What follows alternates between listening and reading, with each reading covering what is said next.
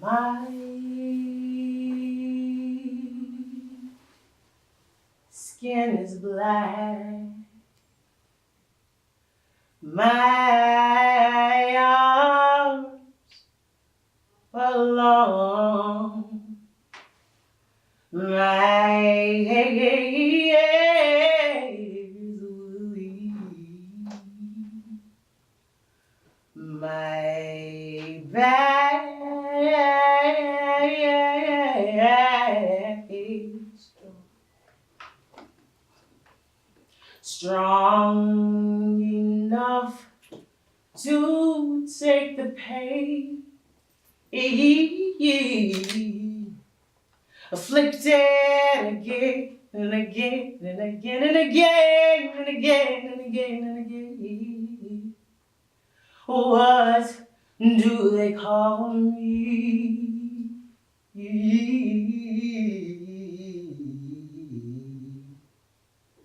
My name is Sarah. My name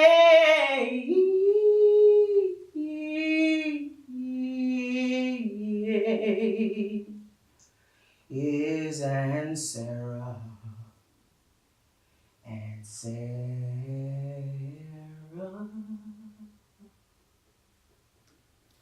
My skin is yellow.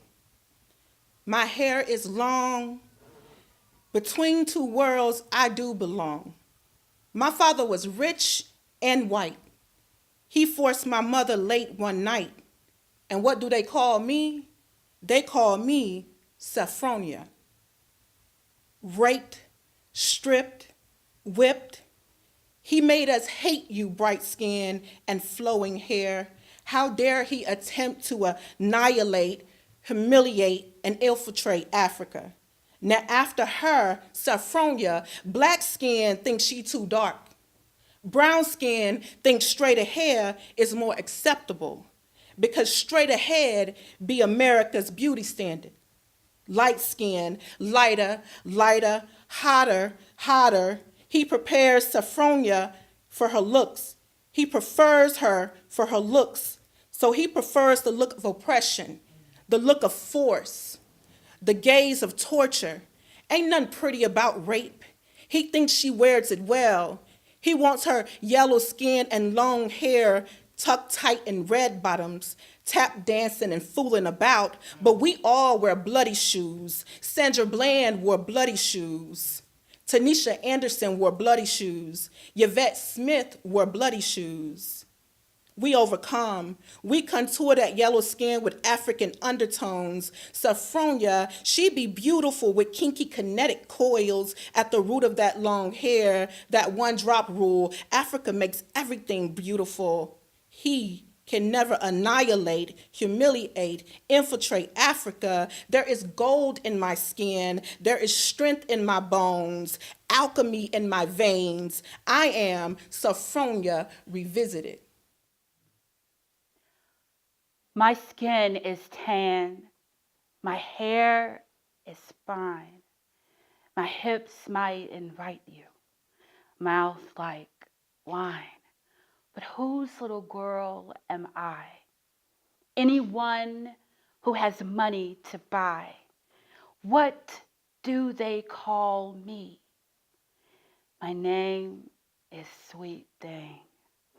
From the slave quarters taken, stuffing his slavery into my womb, I scream 1,000 times, trying to leave and escape this room of doom. Whip hanging from his hip, my life is in his grip, birthing a nation of unwantedness, confused complexion, hating the reflection, degradation, picked and prodded, called hot and toddy, body exposed and explored for the expansiveness of my natural assets, hating of self, the jobs are scarcer, working women walking, willingly taking the money from the billy, curves that recite a story of empty touches and tainted glares.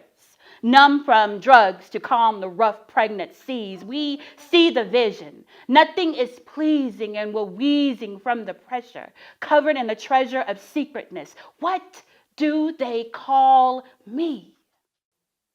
Sweet thing, even though this life this way has been bitter.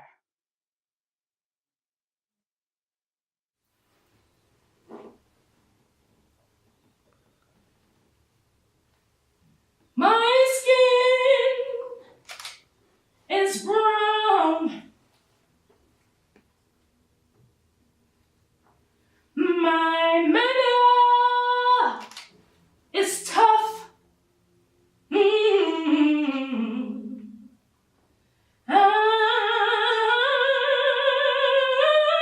Oh, Keelah, the mother I see. And my life has been rough. I've been off for various days because my parents were slaves. Ooh, what do they call me? Whoa, whoa, whoa, whoa, whoa, whoa, whoa. What do they call me? Yeah, yeah, yeah, yeah. What do they call me?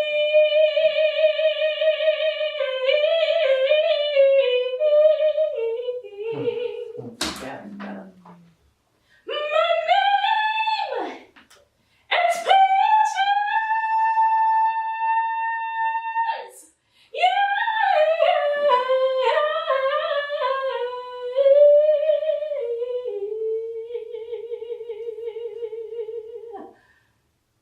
My name is Peaches.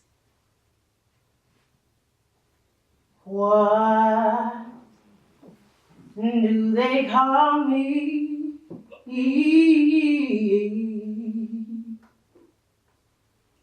Black woman being. What do they call me?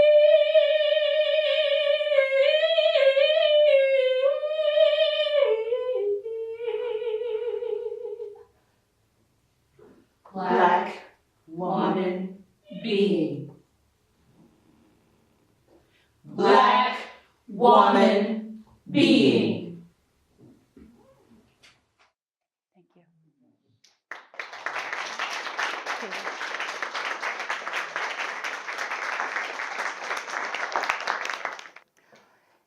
Thank you guys for being here with us tonight. We are very good friends. We are a tribe within ourselves. We are Black women being great, being amazing, working. And so when Adara told me of this piece coming, she sent me a picture, and I was like, oh, okay. But when I came and saw it up close, it hit me in a different way, kind of hit me in my throat a little bit. And I could not see myself doing this particular piece without bringing in my tribe. And they're amazing. This piece spoke volumes to the core first of femininity, regardless of the color first. It spoke to what it is to be a woman. And then it spoke deeper in depths of greater understanding of how it feels to be a brown woman, a Black woman, a melanated woman, and how we're broken. We have to work hard to put ourselves back together, despite what folks think. We do have a strong exterior, but that's because we're holding it. We gotta get it together, keep it tight. But what were some of the things, just words, anyone can throw them out, words that you saw immediately or you felt that resonated with you immediately as you were going through the exercise with Adara? Thank you, Adara. Thank you. Some of the thoughts, the words, any one words, it doesn't matter. Powerful. Yes. Intriguing. Yes. Yes. Resilient. Yes. Resilience. Absolutely. Absolutely. Did anybody feel sadness? Yeah. Yeah. What kind of sadness? Sadness for future, sadness for present, or Both. And in children's art, when they don't paint the hands on, they feel helpless. Ooh. Oh. That's a good way to Wow. That's powerful. That's very powerful. I personally thought it was interesting. I have 2 grown kids and 2 grandbabies.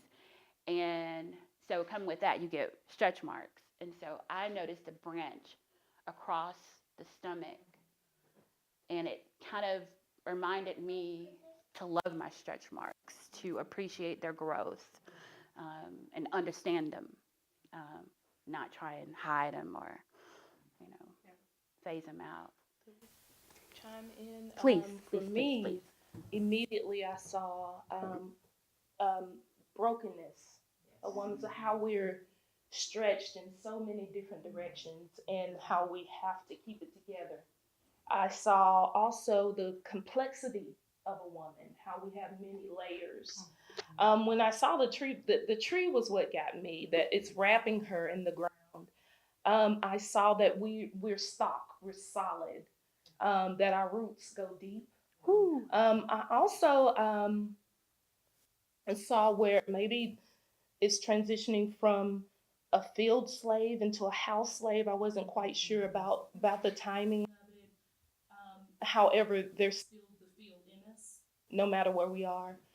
Slave mentality, even in modern day, how it doesn't matter, because I see even here where this body looks a little frail, but this one looks a little healthier. Right, Um, right. it doesn't, even though we evolved, we still are oppressed in a sense. That's what I got from it. Whew, powerful.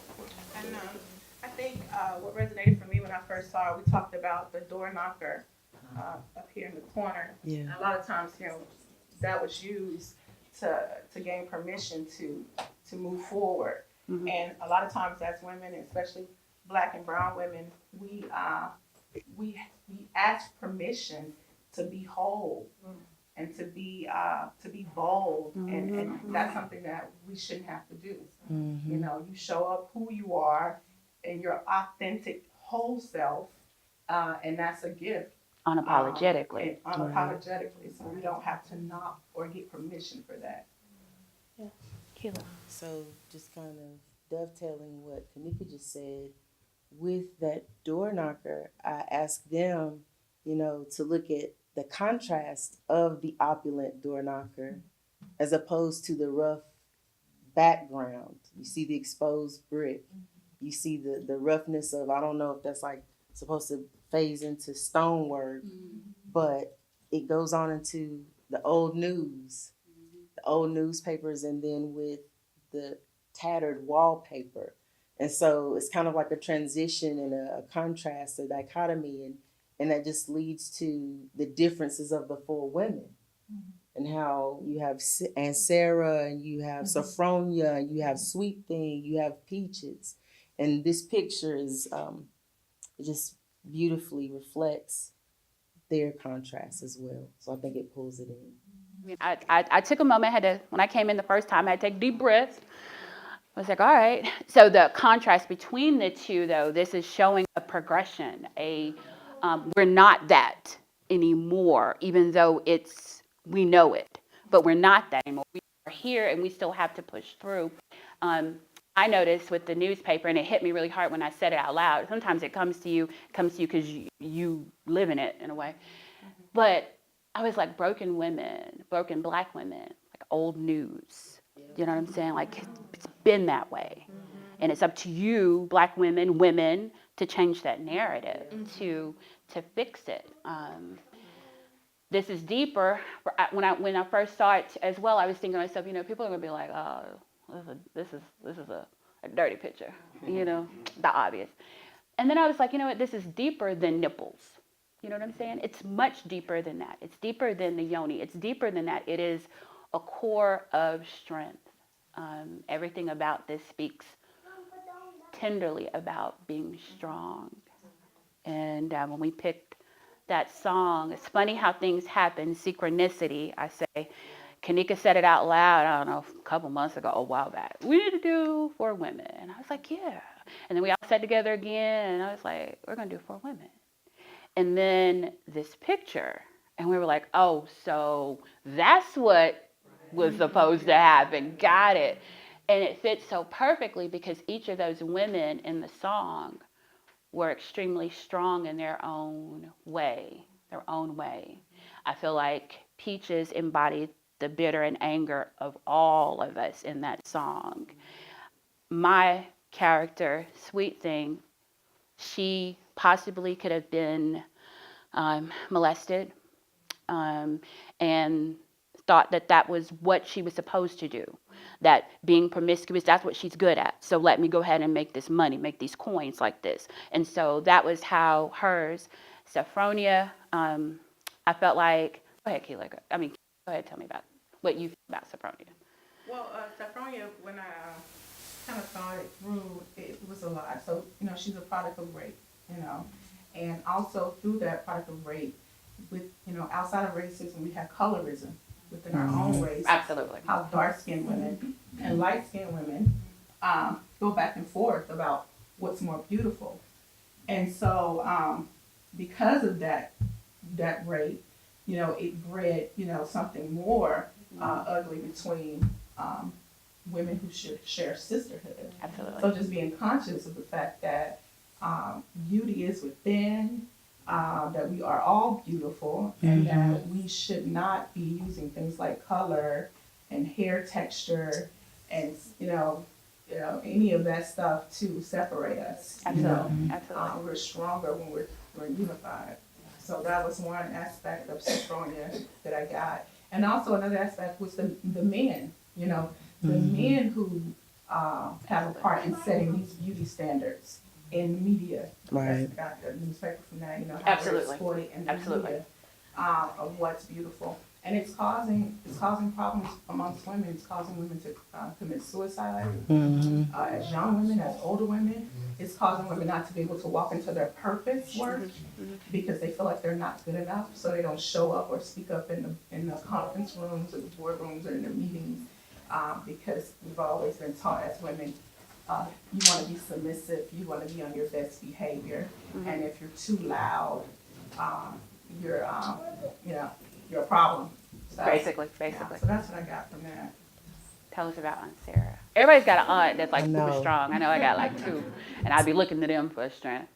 So when Erika asked me to sing that part, I was just like, yes, I can get in there. I just had to sit in Aunt Sarah. I had to really just feel her and just kind of say, okay, who are you, and allow her to speak to me. And when she spoke to me, I felt the grandmother. I felt, unfortunately, the wise mammy slave who actually ran the household. CEOs. She's the CEO, and that's what people don't often realize. When you have that character, you see it as just the oppressed character, but really, that character is the strength of whatever, like from Gone with the Wind. But at any rate, I felt like she was the strength, the grandmother, the auntie, the strong Black woman who's received afflicted pain and afflicted, like she said, again and again and again and again. But even out of that pain and even out of that struggle and even out of that adversity, she still is optimistic and beautiful, and I love her, and that's why I had to dig deeply with the bass, because they're like, whoa, with that bass. But that's what I felt in my heart. I felt she was the base of the song, the strength in the bottom. You want to talk about Peaches? I said a little bit, but I like your take on it too. Well, I think the words speak for themselves. Peaches is just, I feel like she's oppressed. She has been through what I call what the word that comes to mind is bitter Black woman altogether.